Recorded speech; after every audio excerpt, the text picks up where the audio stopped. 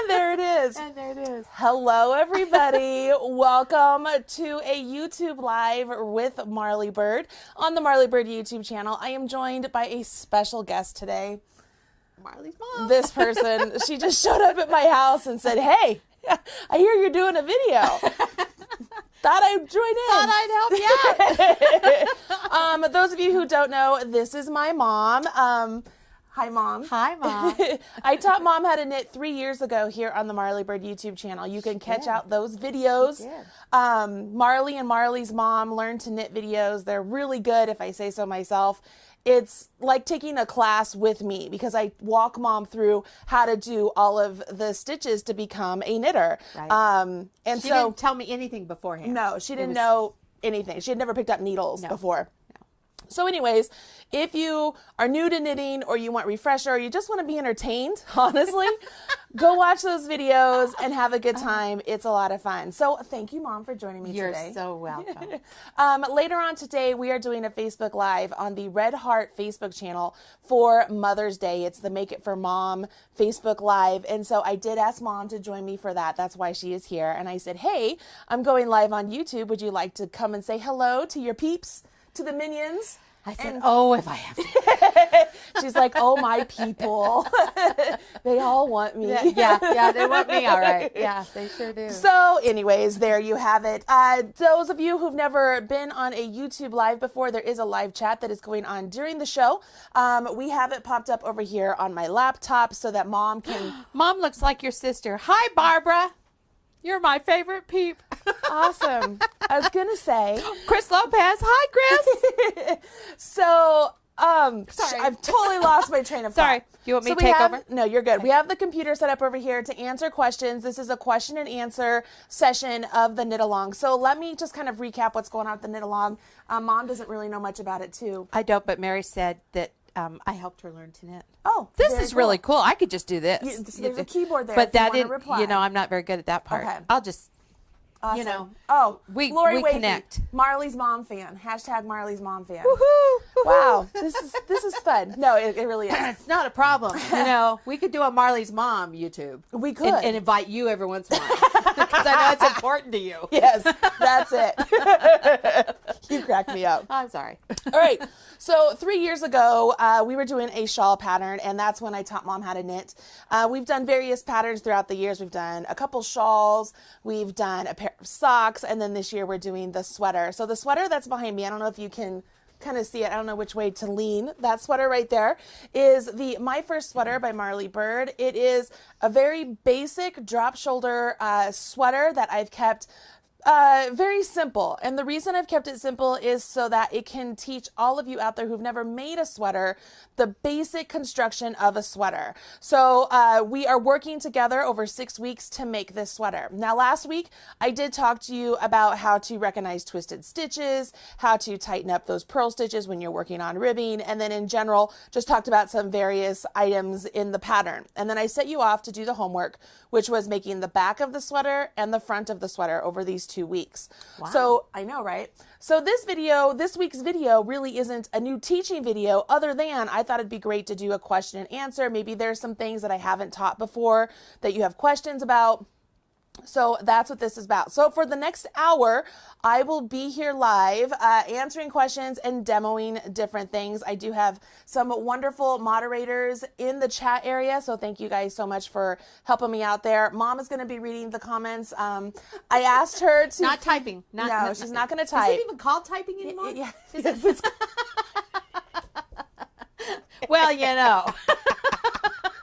Well, Mom hasn't worked in quite a few years. Oh my gosh, Mom's not on the Facebooks either. No, I'm not on the Facebooks.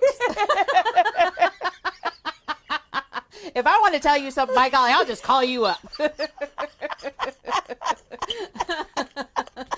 No, I am on Instagram, but that's private. Yes, I know. That's in case I say something stupid. Y'all can't get mad at me. I'm on Instagram. Neener, you can't follow me. Well, Chris follows me. Yes. Well, you like Chris. I do. Well, I would like a lot of people, I'm sure, but I'm afraid, Open Sometimes mouth I have no insert- filter. And with that, so there you go. Mom's going to be reading That's reading me. the chat, and I asked her to please pull out various questions that I might be able to answer here on air. I will be glancing over to and answering questions. It won't be a laugh fest the whole time, I promise, but it'll be fun. So I'm curious. Many of you are here joining us live. I'm so happy you're here. How many of you got through week's 1 worth of homework? I did not. I got close. I am 14 inches in, and I have changed my pattern up just ever so slightly. I made a smaller ribbing at the bottom, and I'm actually going to make mine A-line so that way I can release a separate pattern when all of this is over. But I got 14 inches in on mine. So I'm still working along. But remember, I'm making the 2X. So I was just going to say, you're making yours bigger. I'm making a big one. For me, because it's probably a Mom's Day thing. And y'all didn't know. Yes, that is and what this we're is a good doing. color for me. Is it? Yes, it is. Okay.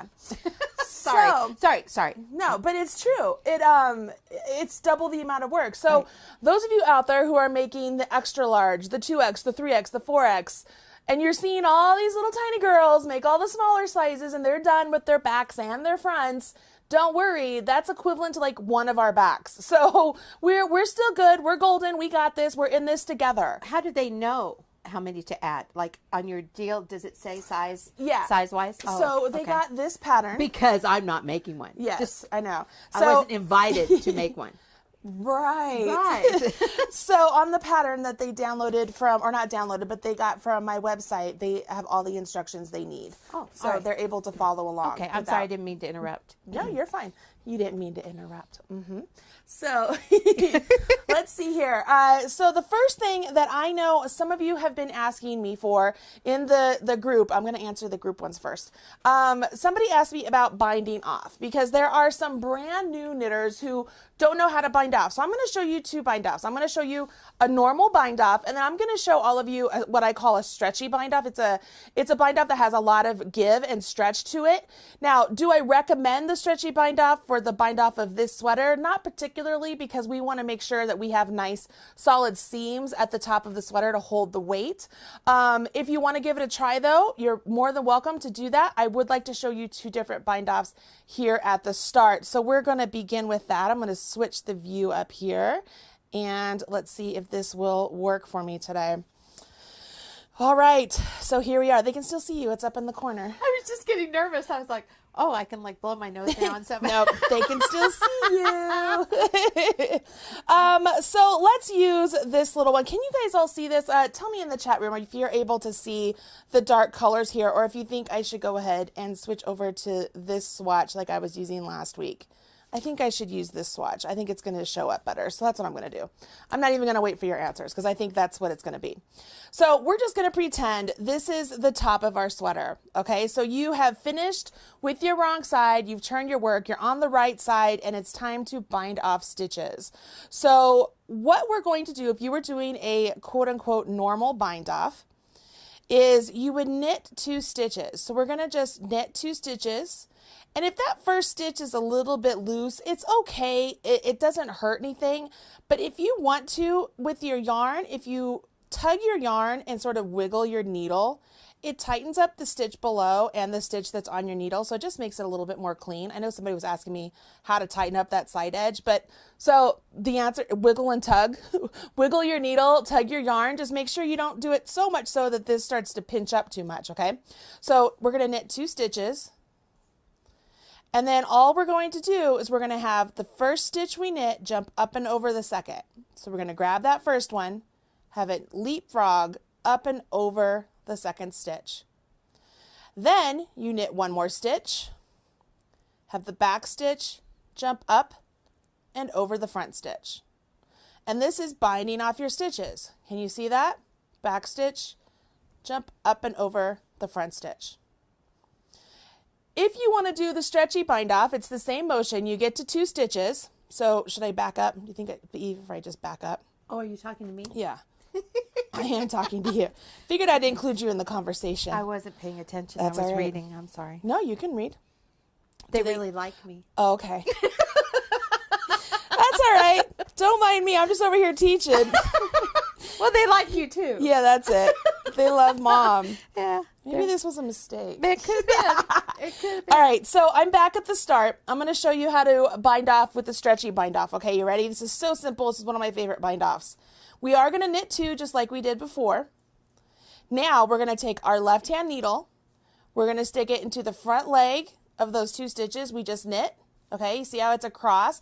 It looks like I have my right hand needle through the back leg of those stitches.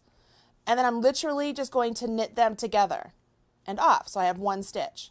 So then I knit 1. Left needle goes into the front leg of those 2 stitches.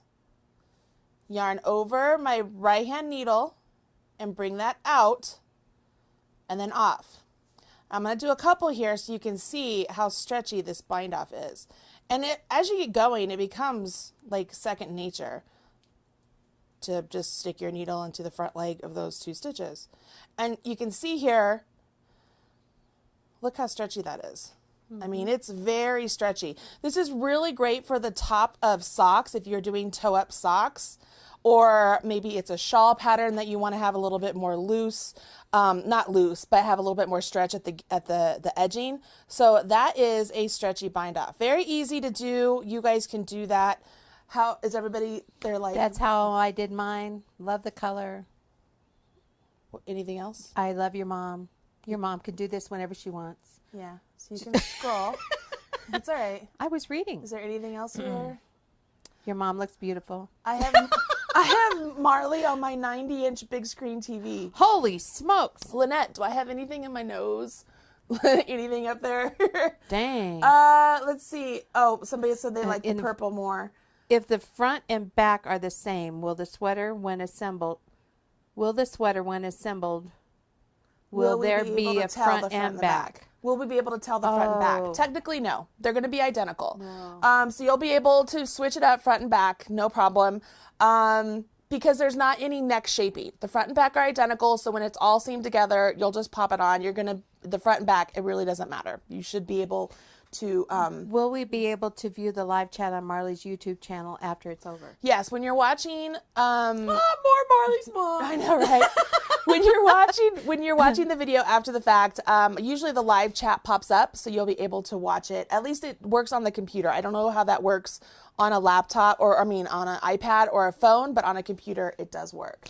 Debbie Carter asked, how do you keep your end stitches even and not loose at the beginning and end? So that's what I just showed. So let Okay. me tink these back, and we will show her once again. And you guys, That happens to me a lot. yeah, here's tinking, y'all. So I literally just took my needle out and I'm undoing each stitch. And as my working yarn comes out, I'm just popping that stitch back on my needle. And I don't care if I have it the right orientation or not, because I know I can fix it when I come back to it if I need to. I just don't want it to fall and go anywhere. All right. So one more and one more. I was going to mention that. Yeah. Were you? You're going to point out my mistakes, Mom? You're I was cracking going to me say, up. I think that's a... You have one more there, Marley. I know. So I'm going to do this because a lot of people will do this. They'll undo one more. They're like, Yeah. oh, no. Yeah. And now my yarn's over here. Right. Well, that's fine. You just pick up that needle or pick up that stitch. And we're going to purl it because that was a purl. Oh, okay. I'm like, So, where are you yeah, going I'm just with those turning it to needles? purl I it. gotcha.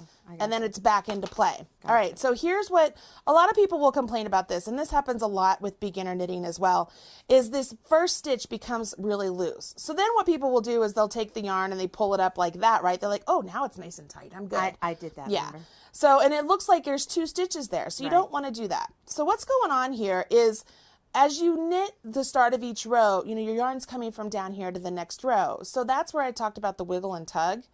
So if you go to knit this stitch, the mother, the one we just knit off, is a little bit loose. Right. So if I tug my yarn and wiggle my needle, it tightens up the mother, makes the stitch that's on my needle nice and snug, and I can carry on. I just want to be careful that I don't over tighten the mother stitch, otherwise my whole edge will be Then you've kinked got- up. yeah. But it tightens it up and makes a nice clean edge. All right. Another thing that I want to talk about here that I know somebody mentioned in the group is they were slipping the first stitch of every row to make it easier to seam. I did not recommend that in the pattern or in the video. And the reason for that is because by slipping that first stitch, you're elongating that stitch over 2 rows. So when we go to do the mattress stitch together, we are going to get more gaps between our stitches as we seam them together. So it's actually not as nice and neat as when you have your stitches just every row knit. So I am not a big fan of slipping the first stitch of every row when I'm going to seam something together. It's not something I recommend. It's also something I don't recommend when you're doing entrelock, just sort of a tidbit there. I like to do it very seldom, I guess, when I'm working on patterns where the edge is going to be visible. It makes a nice clean edge. But when I'm seaming something together, I do not like to slip that first stitch. So that's why I did not recommend it. Somebody asked me why I didn't, and now you know. It's because I don't think that the finishing product of bringing the 2 edges together is as nice or as clean as when it's just keep that edge in stockinette as normal. So there's that answer to that question. Any other questions going on? Your ladies are so smart. They're answering each other. Oh, yeah. Oh, my gosh. So there's an entire Facebook group. If you guys are not a part of the Facebook group, I highly recommend, even if it's just to get on Facebook just for this group, the people that are in there are very helpful and encouraging. And whenever I'm not available to answer a question, somebody's always able to jump in and answer questions, which is really lovely. This is a My First Sweater, so we do have a lot of beginner knitters, a lot of advanced knitters that just have never knit sweaters before. So there's a lot, there's a wealth of information, a wealth of knowledge coming to the group and able to help out there. All right, let's see here. What's going on? Well, the one little gal, let me find her Let me just again. scroll down. Nope. You that's okay. I'm sorry. It I'll all go works. back. It all works. Jen Legaspi. She said, in our front panel of our first sweater cowl, is it okay to put additional style since that is the front view of our sweater, like putting a bit of writings or beads? Because I'm planning to add a bit. Hey, a little blitz is always good. All right, so Jen, that's a great question, Jen. And you'll actually notice in the group there are some people who are adding stripes to their sweaters. Some people who have decided to change things up completely. And here's my honest answer when it comes to this. When I do these knit alongs and the crochet alongs, my entire goal is to write a pattern that is accessible to many different people at many different skill levels. Because I have to be able to teach what I am teaching to many different people in many different ways. So I try and keep things very simple, knowing that many of us who are advanced knitters or advanced crocheters can change things up and probably can do something more complicated, like, and not that stripes are complicated, but it could be complicated to somebody who's never done it before, or adding a cable or doing a lace pattern or changing the shaping or changing the gauge. Like, all these things are absolutely possible and things I encourage people to do, just not on their very first sweater. So if you've never knit a sweater before and you've never done any sort of sweater construction and you're jumping into this and you're like, yeah, it's kind of a plain sweater, I'd like to do a little bit of jazz it up. If your jazzing up isn't going to change the effect of the sweater, as far as it's not going to change the shape, you're not changing the gauge, you're just changing the look for you, I say go for it. But if you are looking at this as your first sweater and you're like, well, you know what, I didn't get gauge, so I'm going to just do one of the larger sizes. I'm going to come back to that one. Don't do that. Remind me to come back to that. I'll come back to that, but don't do that. Or maybe you're just like, I want my fabric to be a little bit like more dense, so I'm going to change this aspect of it. Don't do that. I want my sleeves to be short sleeve instead of long sleeve. Don't do that. Like, change it, but don't do that. No. I know. I'm teasing. Like, if I'm this teasing. is your I get first it. Right, sweater, right? I want you to make the sweater the way I designed it, because my point is, I'm telling you, here's your textbook. We're not going to deviate from the textbook. Let's learn what's in the textbook, and then we can learn how to change things up and make things our own. But we've got to have a standard, a starting place to begin with. And I need all of you on board with that. You know what I mean? So it's not that I'm anti changing my patterns. That is so far from the truth, it's ridiculous. It's just that when we're doing the knit alongs, I really like to be able to help people along the way and hold their hand and have a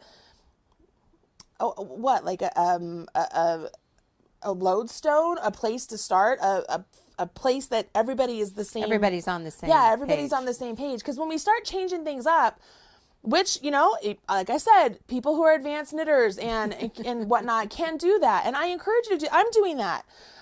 But it's hard for me to be able to know, how to teach you and how to, that's too much time. I can't do that.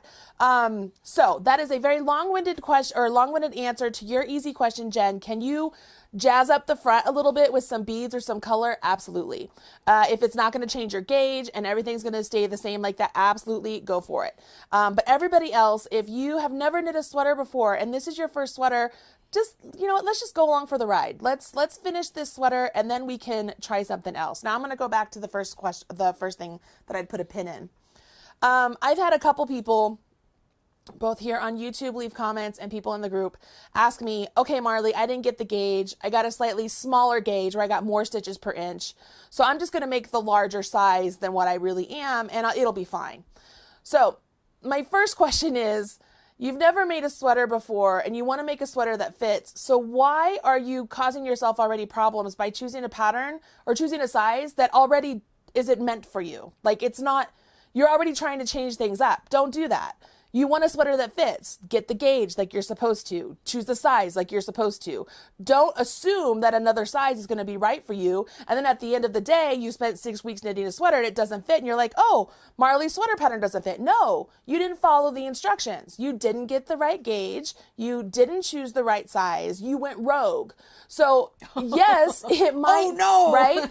It might seem like, oh, it's logical. I have a smaller gauge. I'll just choose a bigger size. Everything's going to come out fine. No, the whole point of this knit along. I would think that way. Yeah. I mean, I would. Right. Yeah, but the whole point of the knit along is to be able to know how to go beyond this sweater pattern, to choose other sweater patterns and be able to follow them and get the results you want. So you want to make sure that you aren't just going rogue and choosing any size you want and just, oh, I'm going to use this gauge. I'm just going to change this up. No, don't do that. Please don't do that. There's a reason that this gauge is for this yarn, for this pattern, so on and so forth. That also coincides with people who are like, oh, it's stockinette. I'm just going to knit it in the round up to the armholes, and then I'll go back and forth. Couple reasons I don't want you to do that. I feel like this is a lot of no's, but I've got to say these out loud, right? They're questions that people have. They're important. The reason I did not design this sweater to be knit in the round is this sweater needs the structure. It needs the seams on the sides and at the shoulder to hold the weight of the sweater. Okay, this is an oversized sweater. You need those seams. You don't build a skyscraper. It's oversized already. Yeah, it's 10 inches oversized. Oh, So gotcha. you don't build a skyscraper without support beams. We need those seams to hold the weight, okay? So knitting in the round, you don't have the seams. And a faux seam by Elizabeth Zimmerman, that's not an actual real seam. Like, that's not a seam. So it does not work. The other thing is, when you transition from stockinette in the round to stockinette back and forth, when you would have to separate it up here, people's row gauge changes. So you would very easily be able to see that there's a difference unless you really paid attention to it. So as this is a beginner knit sweater,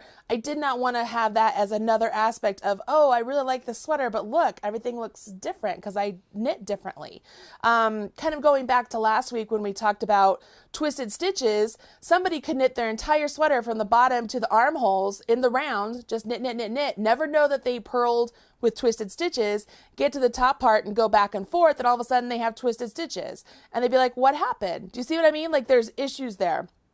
So that's where that is. The other thing somebody asked is if they could graft the shoulders together. And it's funny because the beginner knitters are like, what does that mean? I was thinking the same thing. Well, I know. So it's everybody who's advanced are like, well, I could change this and do this. Well, I'm going to tell you why I did not do that. So I'm not going to graft the shoulders together with the Kitchener stitch again, because I want the seam up there. I want to use the mattress stitch to have a seam to hold the weight of the yarn. So did all that make sense? That makes sense to me, and I like that neckline. I think that's really attractive.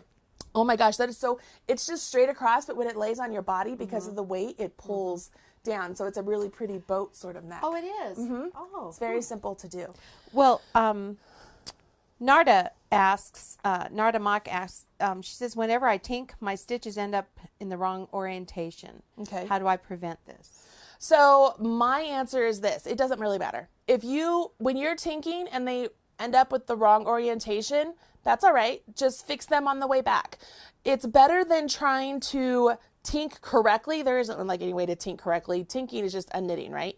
But to tink with a specific purpose of having the stitches lay on your needle correctly might actually cause you more trouble than just getting them on your needle and then when you come back to them, fixing them.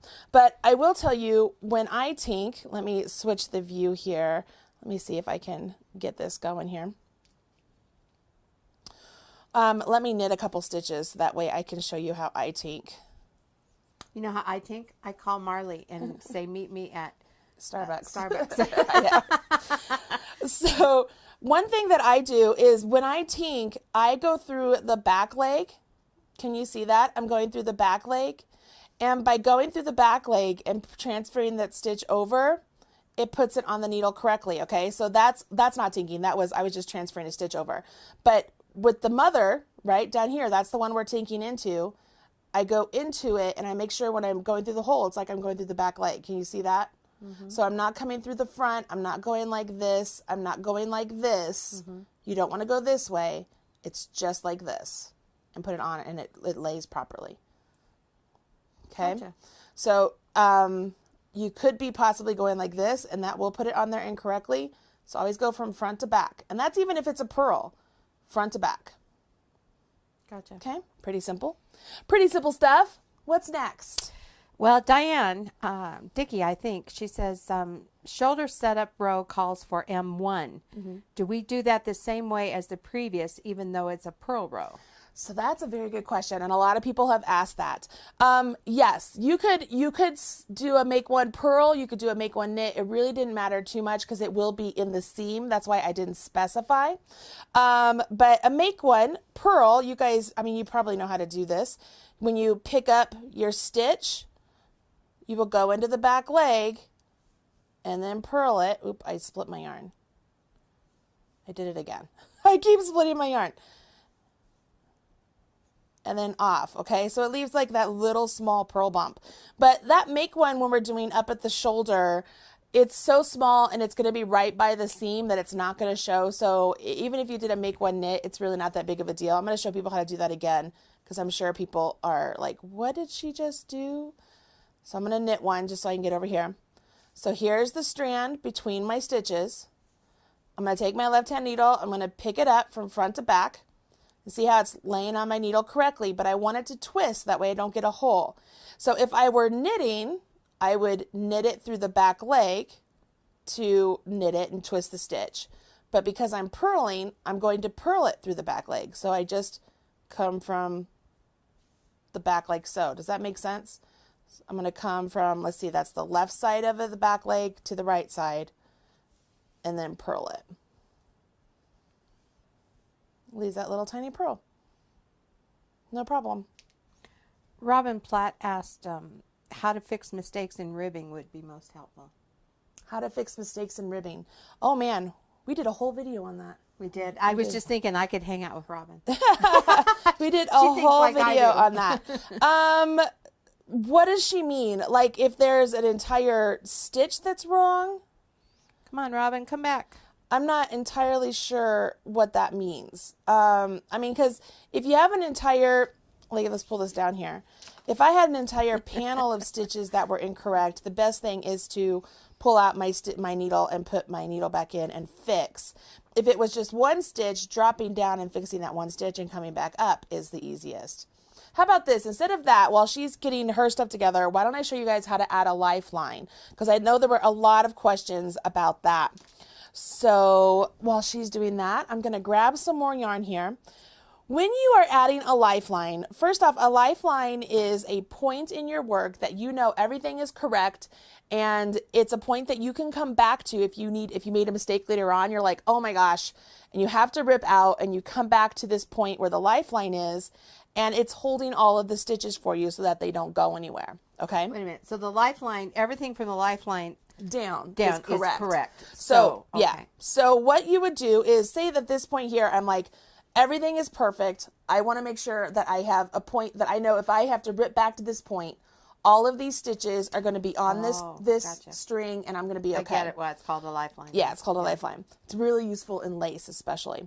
So what I could do is at this point, one of the things that I think is the easiest, especially with circulars, is I put the work onto the cable portion because you have more room, and I just thread some yarn onto a tapestry needle. It's useful if the yarn is really slick. This yarn isn't really slick, but it's what I have available right here.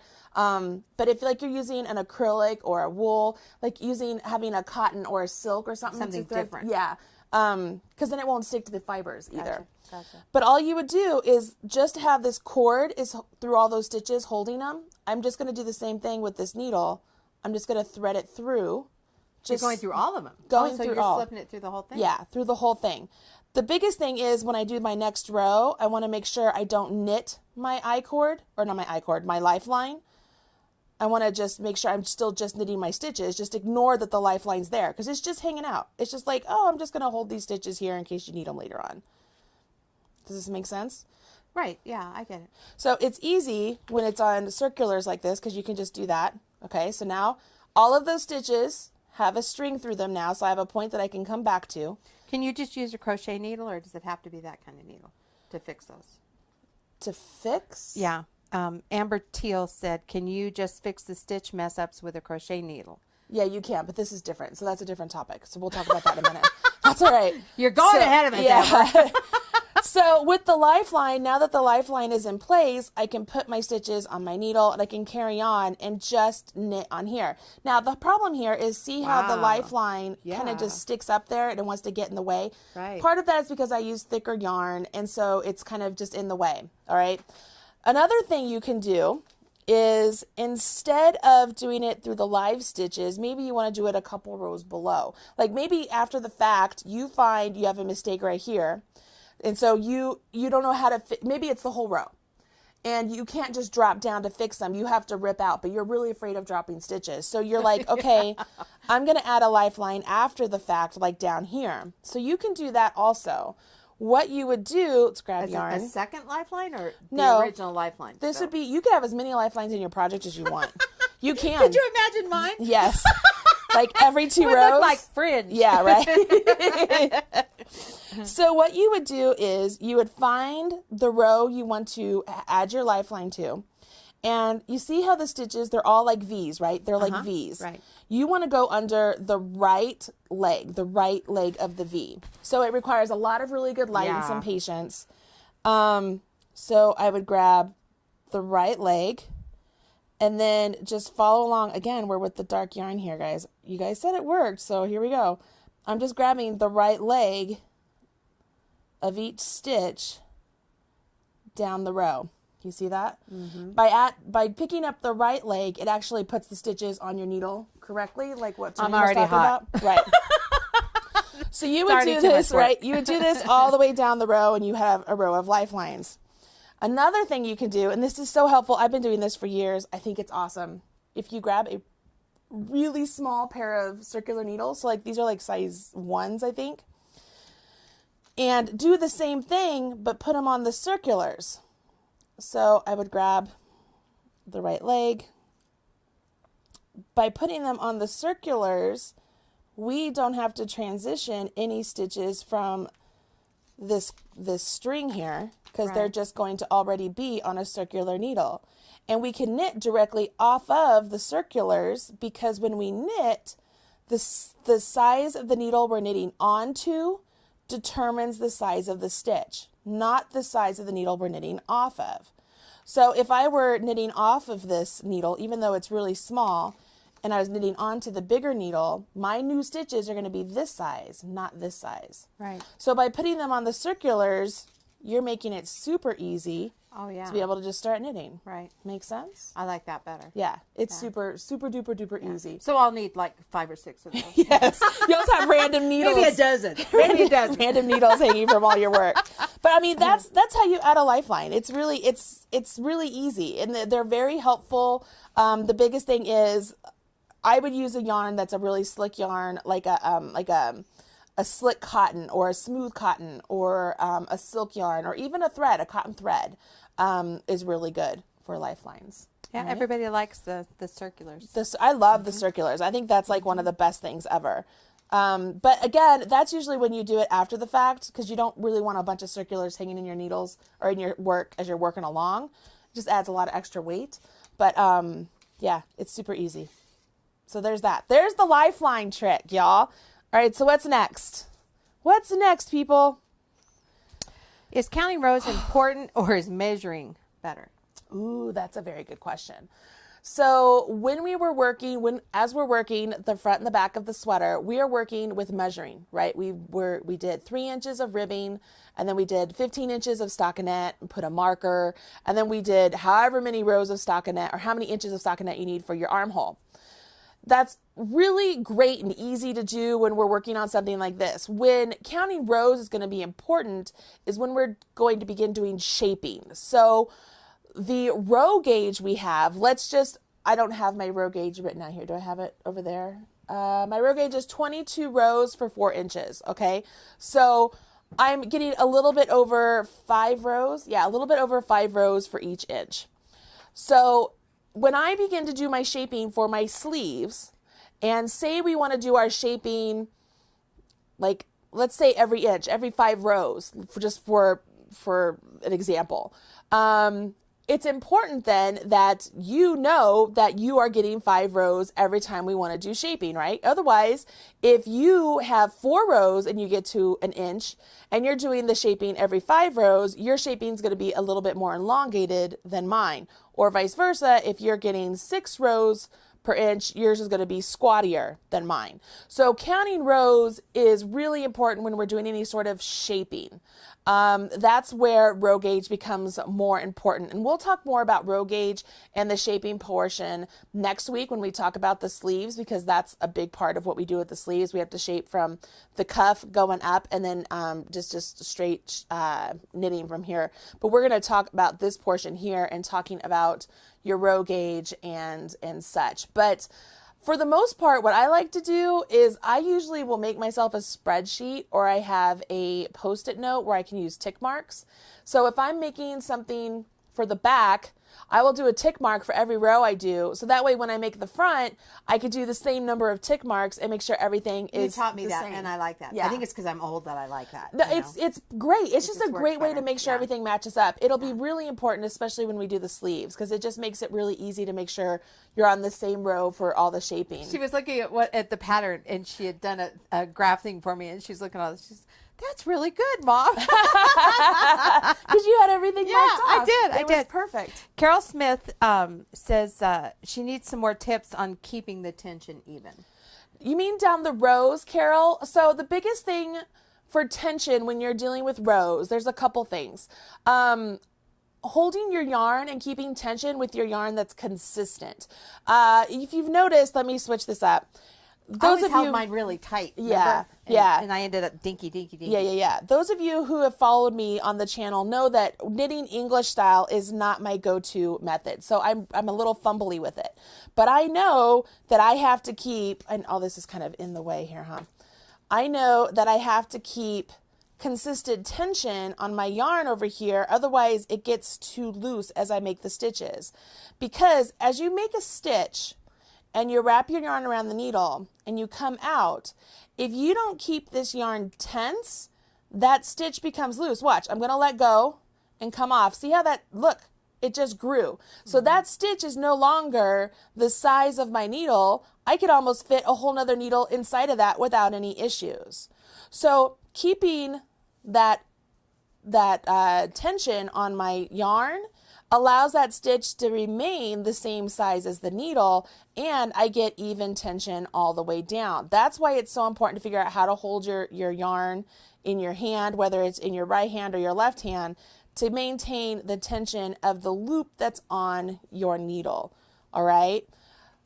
Does that make sense? And that's the same thing if it were in my left hand. So this is my go-to preferred way of knitting.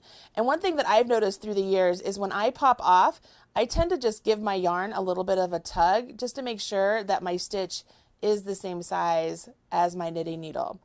On the purl side, there are a lot of people who struggle. I'm just going to turn this. There are a lot of people who struggle with rowing out. Even I do. I have in this one, like I have a couple of sections where you see where it's a little bit rowed out. I was going to mention that. Oh, stop it. But like, it's just, I'll get those stitches a little bit looser than I want and it rows out a little bit. I mean, it's not my favorite thing and it happens. It's fine. Cause when I wash and block this, things tend to even out nice and neat. Yeah. The yarn relaxes and it goes in the place it's supposed to. Right. Now, if it was really bad all over, that blocking isn't going to help it out. But on the front, like for the most part, you can't tell. Like it just looks like plain stockinette. But when you're purling, that's where it's really important to keep the best tension. And I showed you guys this in week 2, but when you purl a stitch, even if you give it that little extra tug to tighten it up, it's just like keeping that stitch nice and snug when you're knitting to make sure it's the same size as your needle. Does that make sense? Hopefully, ask Carol if that answered her question. Hi, Carol. Did that answer your question? Oh, you are such a smarty pants. Let's see. How much time do we have? I'm not getting paid enough to type. I know, right? So there's 15 more minutes, guys. So what other questions do you all have? I'm measuring and counting. We did that already, right? No, it says, Angela says, I'm measuring and counting so both pieces match perfectly. Mm-hmm. Oh, well, that's good. She's really doing it. She's a smarty pants. She is. And, where are we at now? Lori says, Marley, a whole lot of people would like tensioning tips. Barbara says she always counts rows. That's good. Yeah. Me too. Keep track of what they're doing. Oh, sorry. Were you reading? Nope, you're good. Lori, wait. Because you're not now. Let's see. Chris, I'm a thrower and my tension is okay. I don't know what Lori was saying. Let's see here. Notice she puts her arm around me. That's my cue to. No, it's not. It's hands off. You know what? Hands off. Okay. I'll push you off the seat. Oh, no, you won't. I know. You'll do it once, and that'll be the last time you do it. Oh, Mom, you crack me up. Oh, my gosh. All right, so people love the lifeline. They love the after the fact is so useful. They've never thought about lifelines. Lynette had that problem with her lifeline getting into her stitches, but she said, I prevailed. Yeah, Lynette's awesome. Good for you. She's done great. She's been around for several knit-alongs. Wow. All right. Sandy's just tuned on from Cincinnati. Hey, awesome. Sandy. And there's somebody here from Greece. I have no idea how to pronounce that. There was another gal from Canada. Very cool. Let's see here. Marley's mom, she can't see. No, the words are like this big on the computer screen, y'all. You know, nobody likes her. It's just her studio. That's why she's here. Okay, so there was a question here. I just missed it. Renee. Oh, no, Suzanne. I know. Suzanne, will you be showing us how to block the sweater when it's finished? Suzanne, yes. So we're going to talk about blocking acrylic and lightly blocking acrylic and just what we can do just to make some of the seaming easier, because it's usually the best time to do your blocking is right before you do your seaming, because it's just nice and easier to have the pieces nice and straight and measured out where they're supposed to be as you're seaming up. So we will talk about that when we get to that point. I think that's week 6. So we'll talk about that for sure. Hi, Beverly from Missouri. Narda says, please show how you hold your yarn for Continental. All Rachel right. King is here from Canada, too. Awesome. All right. So Continental. Yes, how to hold your yarn. All right. Oh, gosh. All right. So for me, when I hold my yarn Continental, I wrap it around my pinky a couple times. And then I take these 3 fingers and I go underneath. And for me, when I grip my needle now, I like my pinky, I find that I move it to let the extra yarn come out. And then I move my pointer finger a lot more than other Continental knitters. So when I go in, see how I use my pointer finger to move the yarn where I want it. So I don't move my wrist as much as other Continental knitters who will go like this. They call it pickers, because they're going in and they're picking at the yarn to bring it back. But see how much hand movement that is? I use my finger. And so that's better. I don't know if it's better or not. Well, better for you. Yeah, maybe. It's better for me. I don't know. Yeah, I don't know if I'm going to have repetitive stress injury or anything like that, but it just works better for me by doing it that way. But yeah, once again, I wrap it around my pinky and then I go underneath, and then my pinky is what holds my tension.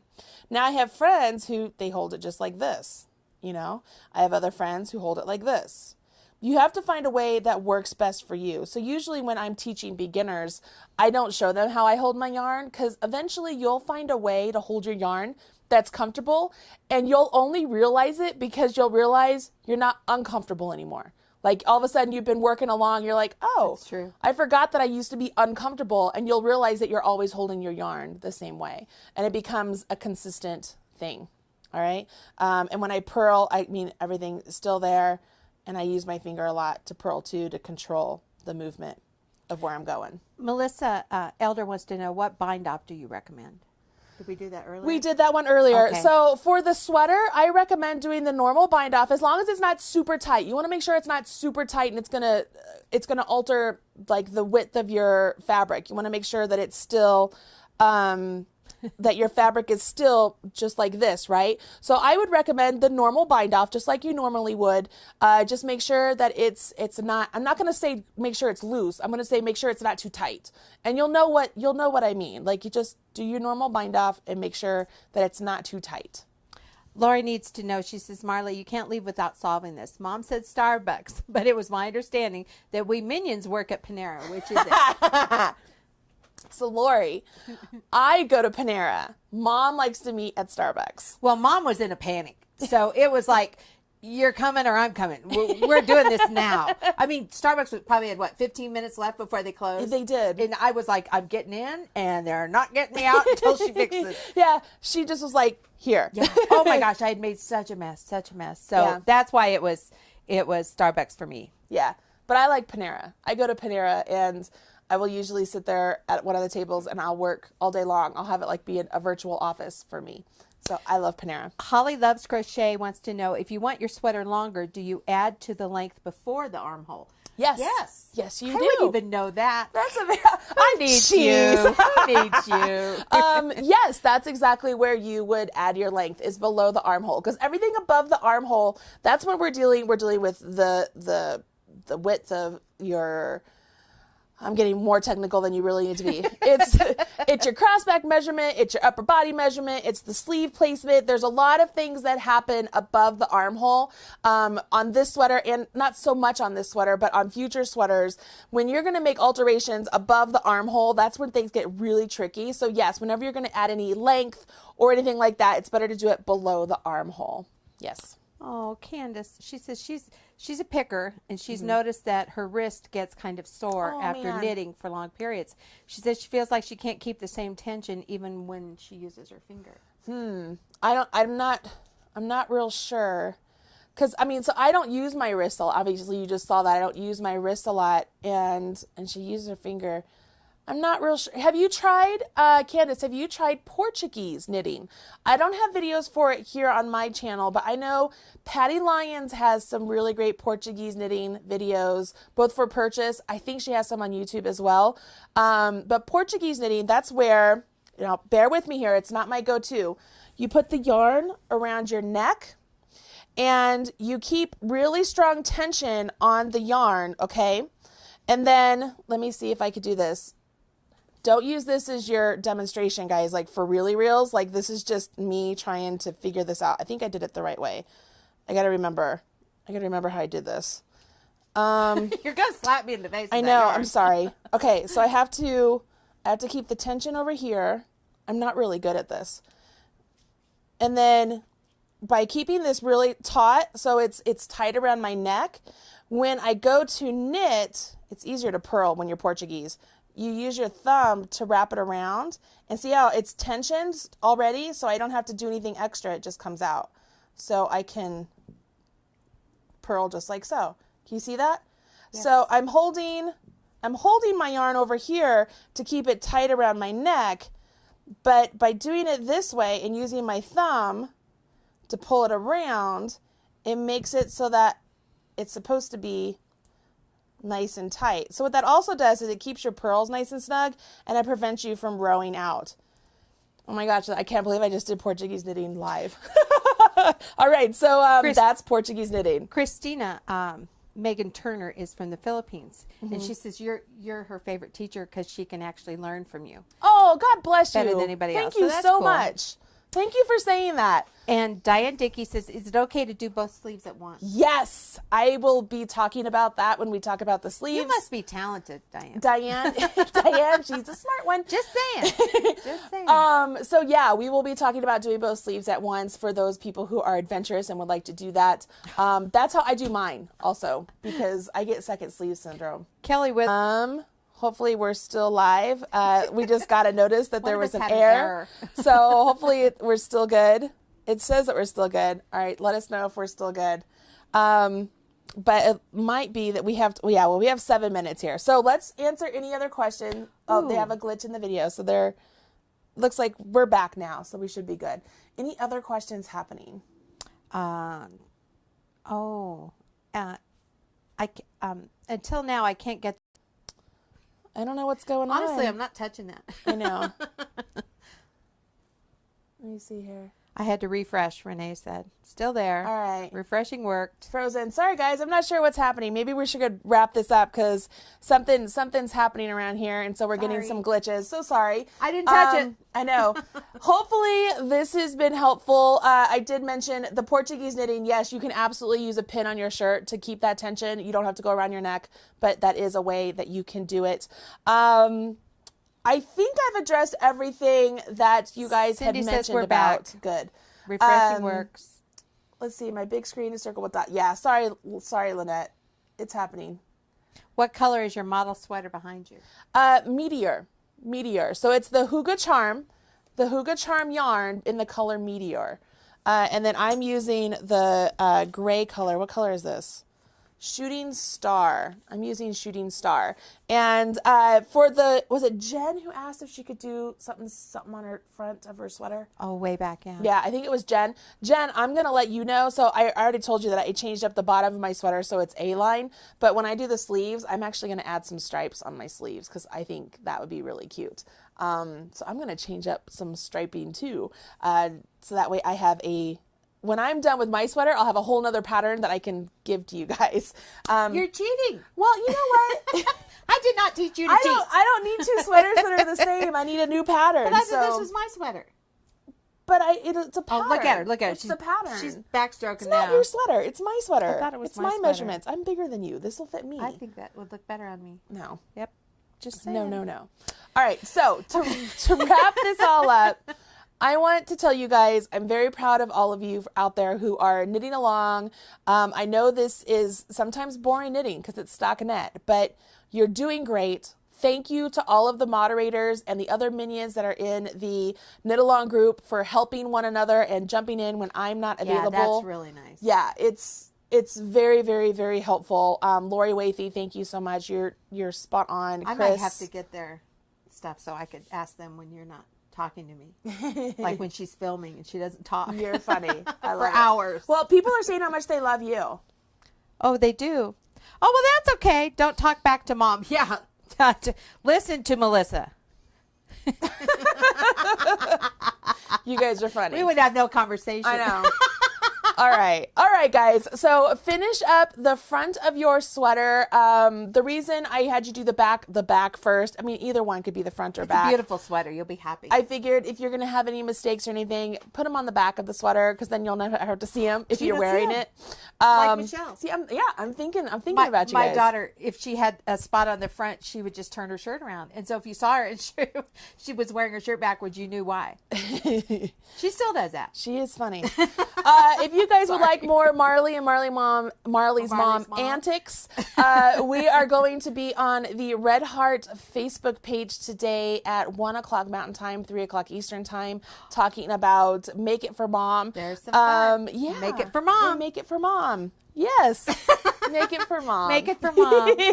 So join us over there. Other than that, thank you so much for joining us today. I'm going to get our exit videos started here, Mom. And thanks, everyone. do you want to say bye?